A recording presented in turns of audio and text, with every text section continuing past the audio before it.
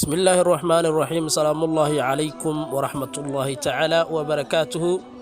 كسو هذا برنامج كينا حكمة الله بعد كذا وتنشر اليوتيوب كاسمع العقيلة هل كانوا يدين كجسو تبي أني جا أول الكل اسمع العقيلة ما أنتوسه حكمة عن إذن سيدو حكمة عجيبة يعني إذن سيدا أتكلم بقدونسان برنامج كهدور ربي وين رالك النقطة حالس هل مر وجهدي ayaa ka wanaagsan cabsi joogto ah. Aqliga inta ka maqan waxay ku jirtaa walaalkaaga ee la tasho. Ha ku mashquulin wax aadan haysanin si aan u wayn waxaad haysato. Waxaan filayaa insha Allah taala in xigmadahaasi aad ka baga doontaan insha Allah taala. Guud ahaan barnaamijkeena maanta intaas ayaan ku soo gabagabeynayaa.